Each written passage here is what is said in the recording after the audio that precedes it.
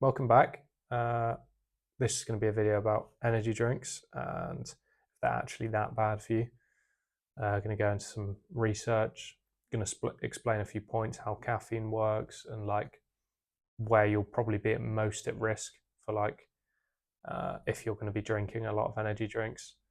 And yeah, I'm just going to kind of like clear up some taboos. And if you have like someone who worries about you drinking a lot of energy drinks, you can use this video as like a way to inform yourself about the dangers. Is there any dangers? Well, we'll see. So, first of all, I mean, if you haven't seen energy drinks before, it's what they'll look like. I mean, we've all seen them outside of a Boots, half full, where a crackhead's been drinking one. But that's just British culture, isn't it? So, Monster energy drink ingredients. I mean, in the UK version, they're not exactly very clear about dosages and stuff. They kind of just give you, like, you can look it up online, but it doesn't even say on the site. So, this is the official site, and it says it has caffeine, it says it has taurine, inositol, and B vitamins, L-carnitine, and a few other things, but it doesn't say dosages. So, I mean, if you're getting a sugar full Monster, it's going to be 160 milligrams. We'll get onto why that dosage is relevant. Apparently, taurine, apparently in the US version, and I mean, this is strictly from, an AI bot. I heard that it's the same here in the UK, that it's 2 grams of taurine per one. Get onto if taurine is dangerous. I mean, here it says obviously essential for skeletal muscle function.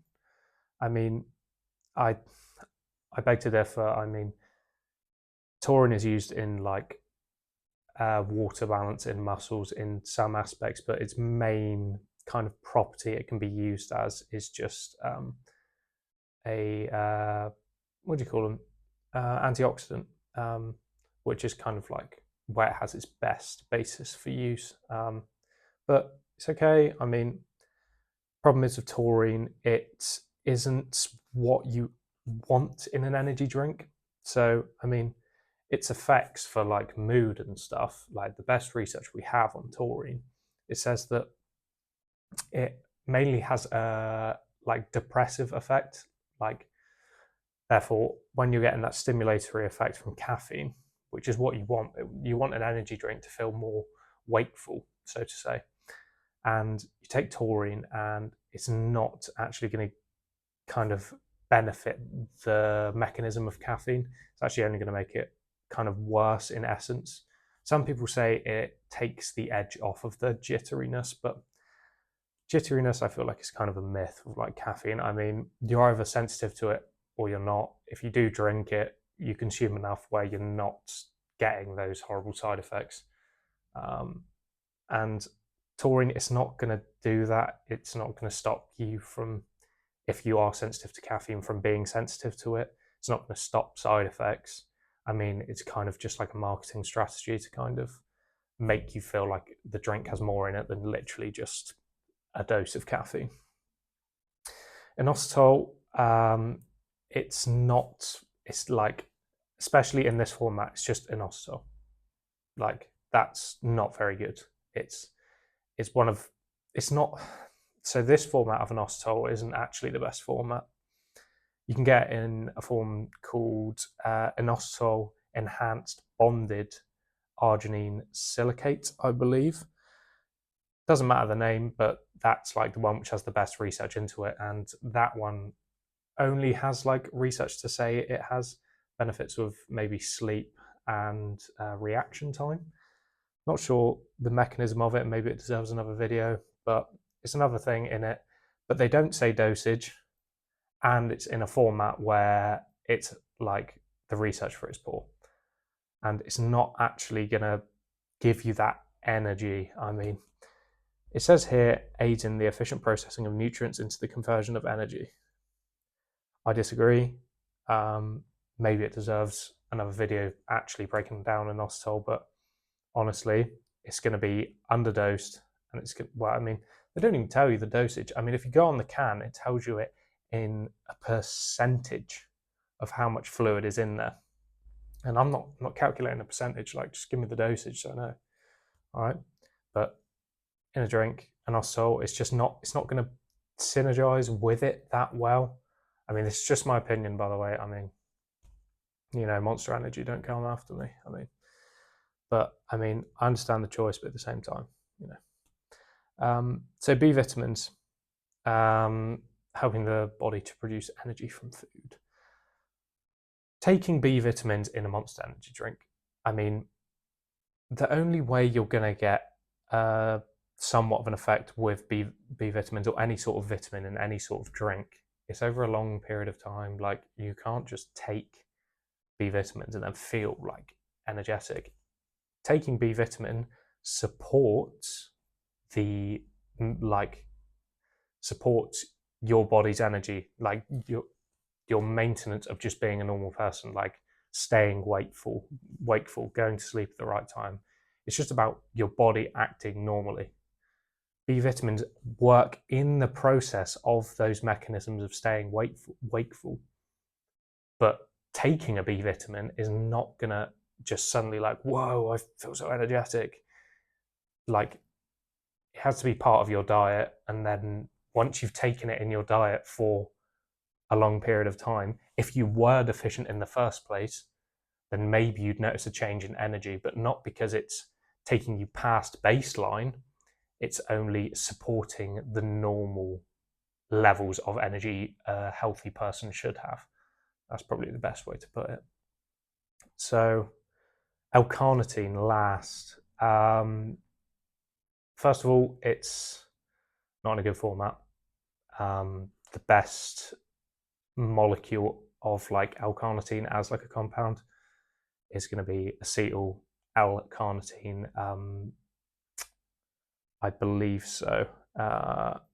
And as like, it doesn't tell you dose as well. I'm pretty sure the dose is like 50 milligrams in this, and like, I'm pretty sure the correct dose for the correct type of L-carnitine is 500 milligrams.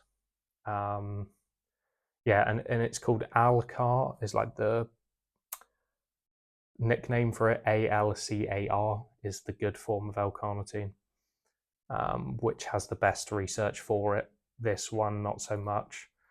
But yeah, I think this is kind of a buzzkill thing. So it plays a role in the production of energy by transporting fatty acids to cells. Yeah, well, that's just like, I think that's just like using wordplay to make it sound better than it is.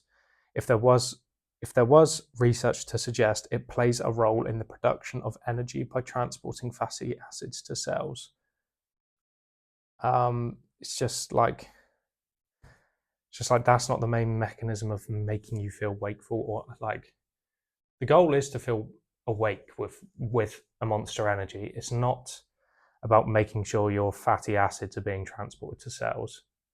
That's not like a mechanism of where you're like, oh my god, I can feel the fat moving and therefore I feel wakeful. Like, that's just not. I mean, it's just such a stupid kind of claim. I feel like they've taken the wrong angle with what like L-carnitine's actual like somewhat justifiable evidence has. But anyway, let's just move on. So this is basically about the Food Standards Agency. They obviously govern supplementation in the UK. It's kind of like their deal, and so basically they officially say 3 milligrams per kilo of body weight for the intake of caffeine. This is typically for children, as it says here. So why is this relevant? So basically, the other ingredients in these energy drinks, they're not risk prone. I mean, I think I saw a study of taurine being safe to take 6 grams a day long term and have no negative side effects, and its mechanism itself doesn't like cause other cause things that would be of hazard to health, so to say. But so why I'm talking about this is because caffeine is going to be the one that is the ingredient which is going to be causing the potential for the most harm in this drink. I mean, you could also say sugar would be the other component, but that's only in the non-zero sugar ones. So yeah, so in children, 3 milligrams per kilo of caffeine, and apparently for like an 11 or 12-year-old, this makes one of these drinks over the recommended daily amount and therefore at risk of side effects. So that's why the law is that, I mean, 16-year-olds like is the limit, of course. Like you have to be over 16 to get a Monster Energy because of the dosage in it, and therefore like that's why children shouldn't have it. I'll go over the side effects in a sec and like why. But so yeah, the typical maximum dose that a adult can have is 400 milligrams a day. I can't highlight this, but 400 milligrams a day for the average adult. I mean, typically, if you're a bigger person like myself, like in terms of height, you can kind of get away with having maybe slightly more, but that's just, I mean, it's silly to do, to be honest, to think you're an exemption. It's best to just stay with what the Food Standards Agency tell you. I mean, if you're a smaller person, like if you're very petite, then maybe you should look at this 400 milligrams thing and think maybe 300 is my limit because I am smaller. And I mean, the reason why when you're smaller it's gonna basically have more of an effect on you is just because like there's less of you, so like the same amount of drug has just more of an effect. I mean, I think it's pretty self-explanatory, but I mean, guess if not, let me know. But so yeah, same with NHS. Like they say, 3 milligrams per kilo, and obviously 400 milligrams. But yeah, that's for children, of course. So the NHS, same opinion in regards to that. But the dark side of energy drinks, a comprehensive review of the impact on the human body. So why did I pick this study? So it's a review, first of all. That's what makes it kind of important. Oh, just accidentally clicked on someone's name. That's what makes it important. So if you've ever seen a photo like this, if you do some sort of science-based degree at uni, then you've probably seen it. But for people who haven't, this is basically a way of like a hierarchy or like level system of basically what studies are the best in terms of reliable evidence, in terms of reliability and trusting. So look, even has a key on the side of this pyramid here. Quality of evidence goes up as you go up the pyramid, and risk of bias goes down as you go up, and then obviously vice versa for the way down. So at the top is systematic reviews and meta-analyses. And what we've got here is a review. So it's a conglomeration of loads of studies, and it's basically reviewing all of them. And why it's so good is because you get such a large sample size of data. You get multiple studies, and you just have more data to work with. Obviously, if you know, the higher the sample size, the less chance of bias and the more reliable the data. So these researchers did a review of loads of studies, and they looked into like health issues to do with energy drinks.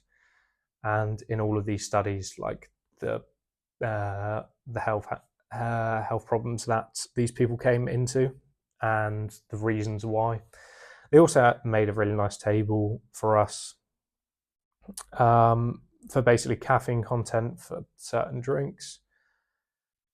Um, like I couldn't find this information online. So it says taurine, 2 grams, 2,000 milligrams, same thing.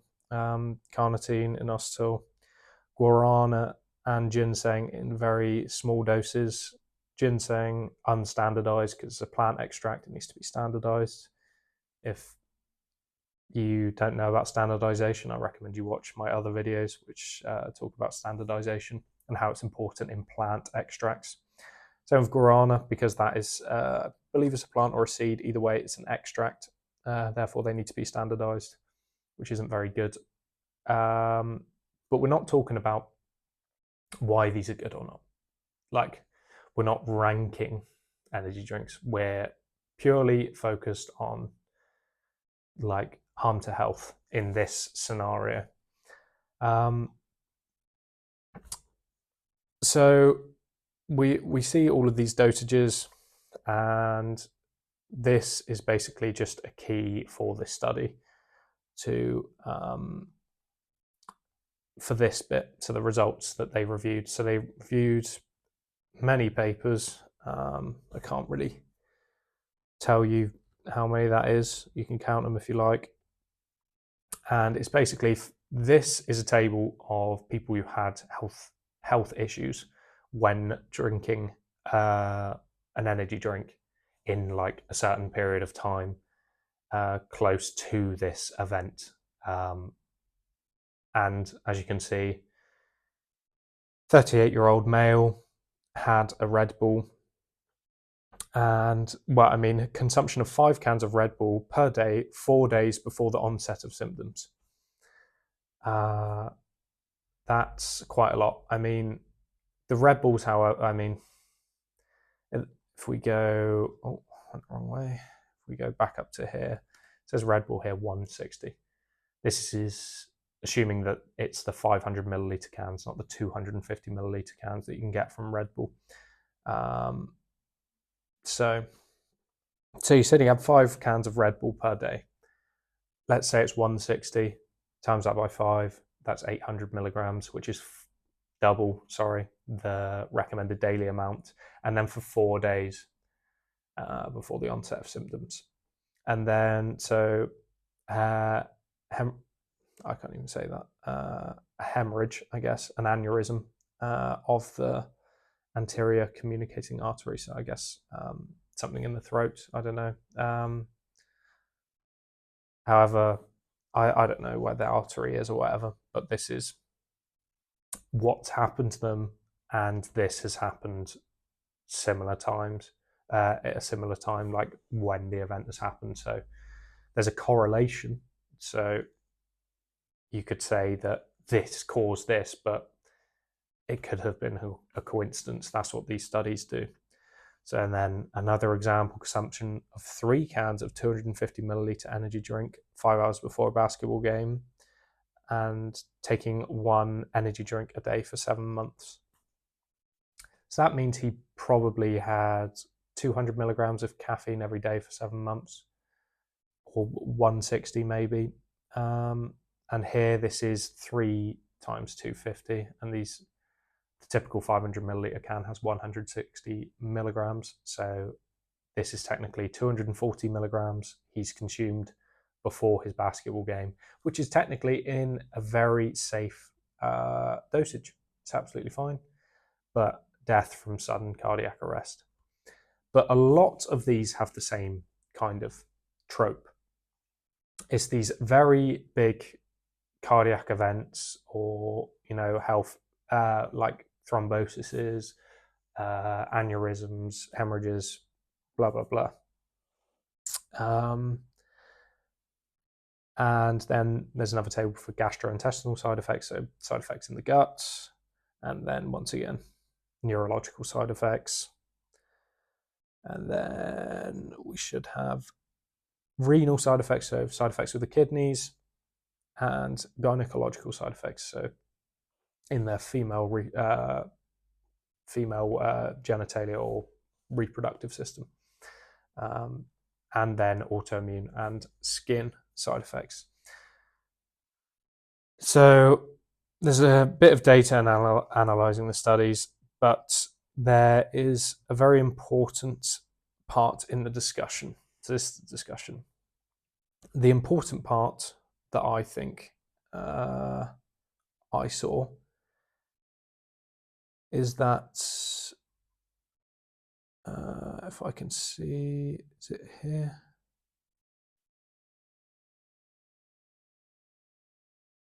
Anyway, I'll find it. It basically said, I mean, this is obviously very obvious, but the fact that these people did have these side effects or whatever, like there was not these that table. It's just saying around this time, this like around the time they had energy drinks, this happened. It's not saying like we did. What is it? You know when they go into a morgue and they say like, "Oh, this is how they died." I can't think of the word right now. They haven't said, "Oh, this is why they died. It's because of the caffeine consumption or because of these energy drinks." It's just saying that these two events have happened at the same time. I'll try and find this very important evidence I had. It was very cool. It said it's basically that the fact that these events happened, the fact that they happened, is majorly because of huge defects in the heart or previously underlying health conditions that they were unaware of. The people who were found in had these issues in this study. So it isn't actually because of here we go. We have found that the risk of cardiovascular outcomes is increased in individuals with pre-existing structural or inherited heart disease. In addition, the consumption of these beverages may lead to the diagnosis of heart disease of which the subjects were previously unaware. So a large quantity of the time in this study that it's just people who have this heart condition, like certain heart conditions, or they're just at risk from birth, like genetic predispositions are just going to be a large factor in these deaths. And it's not because they're taking 200 milligrams of caffeine, which is proved in studies that it is safe, up to 400 milligrams even. Some of these people are drinking like 800 milligrams for like years. Some people are doing really ridiculous stuff, and then they're going to have a very strong adverse effect if they have these genetic predispositions or not. But yeah, that's basically what I took away from that study. I mean, it's quite big and it's obviously a big review, but that's definitely something to think about, that these people that you see on the news that are like, wow, like I like my husband died because he drank an energy drink, but then it's like, well, he drank 11 for 2 years, which is like 3.5 times the recommended daily amount. Like, why wasn't he more careful? Like, not to say like, sorry for your loss, that's shit that it happened, but it's not going to be from the layman. The person going to the shop getting 1 or 2 a day is within the safe amount that the NHS says that it's safe. It's completely safe. However, the next part of what I'm going to say is the sugar content. So, I mean, for some of these energy drinks, I mean, here it says 55 milligrams, but we'll take it back to this. Or we could go here. How about we pick a random monster? Let's do the doctor. Verifying I'm a human. Thanks, mate. It's not even going to say flavor profile. Okay, it doesn't even say how much sugar it has. However, I do know that they do have high quantities. I mean, here, for example, this is a Monster Energy ingredient label, 55 grams of which sugars in a 500 milliliter can. This is how big they are. And that's quite a lot. I mean, where have I said dietary sugars? So I did a quick search saying about what the studies for long-term effective overconsumption of sugar, and it gives me a plethora, just the AI. I mean, I'm not going to do an actual study for this because sugar is probably kind of the most researched. I don't know what to say. Like, I guess a carbohydrate. It's extremely researched. It's like, and we all know that it's very prevalent, and it's obviously something that caused quite uproar in like the late 20th century, when it came out that sugar was actually very bad for you, and everyone was having quite a lot of sugar. And this led to, like a lot of studies funded into the research into sugar. So, I mean, main things: heart disease, high sugar diets are associated with increased risk of heart disease. I mean, I'm not here to tell you how sugar's bad. It's how much can you have? Can you have these monsters and realistically see yourself being healthy? I mean, so I found here a study that said about well, these are just harmful side effects. That's just a study about side effects. We don't really need to know about that. Here is something about it causes decrease in neuroplasticity and obesity, which is fine. Here we go on the NHS website. So reference intake for sugars is 90 grams a day, and in one of these monsters you're looking at 60 grams max, and that's probably pretty consistent over loads of brands. Free sugars, it says about free sugars, like ideally you want 30 grams of that to be from fruit and veg and just natural sources, because they're a lot less harmful to your body than refined sugars. That's not something I'm very knowledgeable about. I mean, it's pretty well known, but if it needs a video, just let me know. But yeah, 90 grams a day, and you're having 60 in one drink. And then you have to be extremely careful that the rest of your diet, you don't have 30 grams of sugar. I mean, one bowl of cereal, you're going over that. So you do have to be careful. And I mean, you can just have a zero sugar monster. You can just have a zero sugar monster. But people are like, but the preservatives, but the sweetener, that's a big point. So here I wrote, how many Monster Energy drinks would you have to consume for the quantities of sweeteners and preservatives to reach harmful levels? So if you don't know, preservatives and sweeteners are demonized, and people act like they're the end of the world. They're going to give you cancer. They're going to do this. They're all that rubbish in your drink. And, like, it's the end of the world. Sweeteners and preservatives, artificial or not, they're pretty risk-free. And they're definitely going to be better than subsidizing it with 60 grams of sugar. What's better, sweeteners or preservatives, or 60 grams of sugar where you can get heart disease, type 2 diabetes, fatty liver disease, gout? Or you take a sweetener which has 0 calories and doesn't increase your risk of any health outcome. I mean, negative health outcome. So here we say, first of all, it says that you would need to drink only 2.7 monsters to basically be over the limits for caffeine.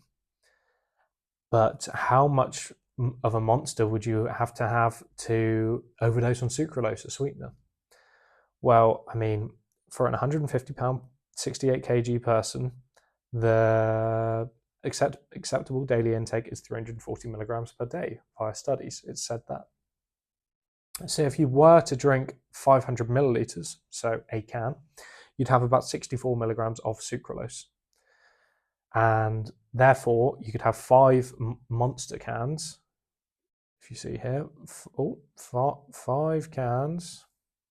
So yeah, 5 cans, and you still wouldn't be exceeding your acceptable daily intake, and let alone the caffeine and the sugar. If you were to have let's say you have 5 sugar monsters, you're having 300 grams of sugar, which puts you over 3 times over the daily recommended intake for sugar. Or you could have 5 sugar-free monsters, let alone you're overdosing on caffeine. Well, you're not overdosing, but you're going over the recommended daily intake for safety. You could have 5 and not be at any sort of health risk from the sucralose. So the same kind of goes for sodium benzoate, which is a preservative, I believe. As a preservative right here.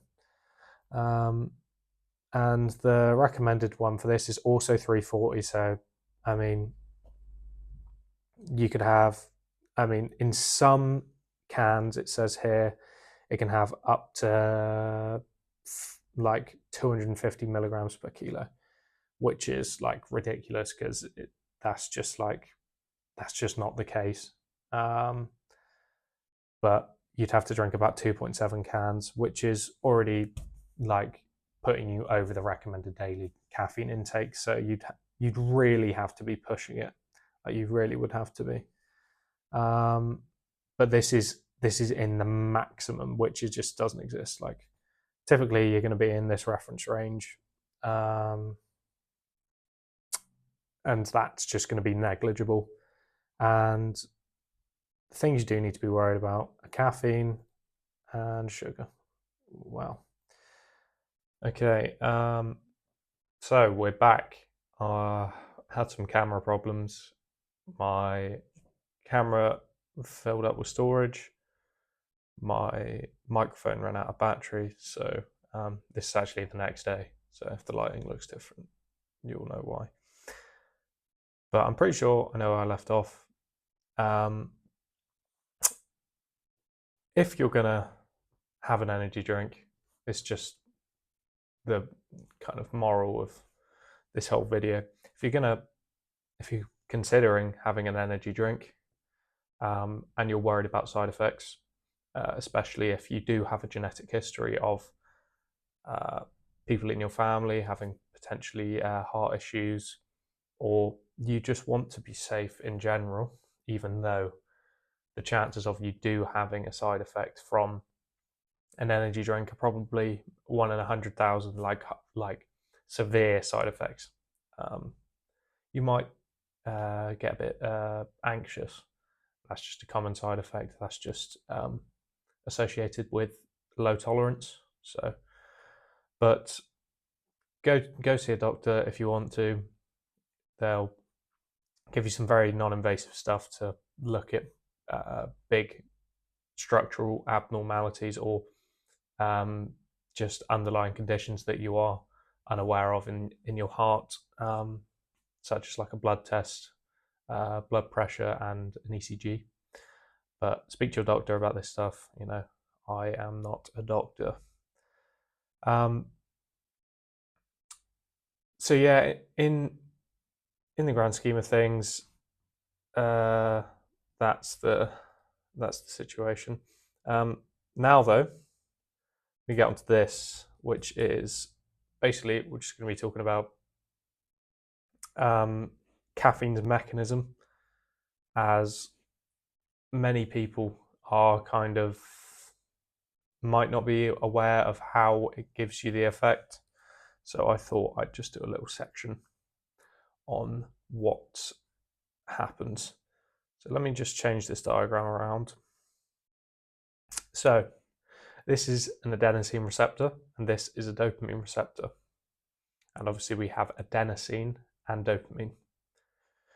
So the reason why it may make you feel a bit more wakeful, I am going to go to a study here. This allosteric interactions between adenosine, the receptor name, and dopamine D2, that's the receptor name, and blah, blah, blah, blah, blah. This is an abstract from a study. I'm going to kind of translate it a bit. Basically, caffeine's main mechanism is an adenosine receptor antagonist. So basically, caffeine will bind to this receptor. I'm not sure if it binds on the side, whatever. Either way, it binds to this receptor and it stops adenosine from binding. It prevents this, well, to some extent. So reduced adenosine is going to the receptor. Adenosine's mechanism is what it does is makes you feel tired. So it's kind of the sleepy kind of molecule. When you're going to bed, you'll have high levels of adenosine because it's used to keep you in that state of sleep. So if we are trying to be more wakeful with an energy drink, we're going to want an adenosine antagonist, receptor antagonist like caffeine, right? But one extra mechanism that caffeine has is that, not caffeine, the adenosine receptor, it has partial antagonism. So this study I bring up here, this basically talks about how it partially antagonizes, which means inhibits, in a sense, this dopamine receptor when it's nearby. So as adenosine builds up in the day, as you get closer to sleep, as you start feeling more tired, or you're just feeling tired in general, less dopamine is having an effect on, this is inhibited slightly. It's not exactly none, it's just slight inhibition. But when caffeine comes in, it obviously stops the adenosine receptor from working and therefore stops this partial antagonism of the dopamine receptor. So in the end, we get more dopamine binding, and we get less adenosine binding because the adenosine receptor is antagonized by the caffeine. So we're going to feel a bit more happy, a bit more wakeful, because dopamine's kind of like a stimulatory molecule. And we're going to not have the tiredness effects as much. So that's kind of the mechanism of action of caffeine. But yeah, that's basically it. Just if you're going to take an energy drink, be conscious if you do have previous health conditions. However, the large majority of people are going to be absolutely safe. The NHS says you can have over 2 of these a day and still be safe. However, it's not smart to. It's very not smart. They contain, there's a lot of better alternatives for getting your caffeine intake. But sugar is too much in these. If you're going to have a sugar one, watch your sugar intake, because 90 grams is the maximum in a day. And we want most of those being free sugars, so from natural sources, and not refined sugars from, say, a Monster. So stay off the sugar ones, preferably, or if not, be more cognizant of your sugar intake. The other, amino acids and plant extracts that have been put in there, such as taurine and carnitine, 2 amino acids, and plant extracts inositol and guarana or ginseng. I'm not sure which ones are in there. Are not going to be of any concern health wise unless you have an allergy to them.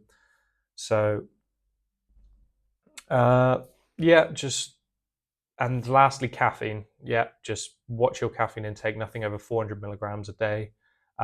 Information is online for dosages for caffeine in your drinks, and it will typically say on the back of one of these cans how many milligrams per 100 milliliters that are in the monster.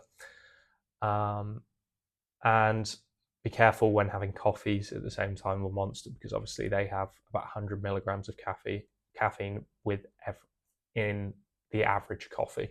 And be careful with Starbucks or Costa, because they do load it up even more. But that's everything. I'll be back again next week. You've just been dosed. See you soon.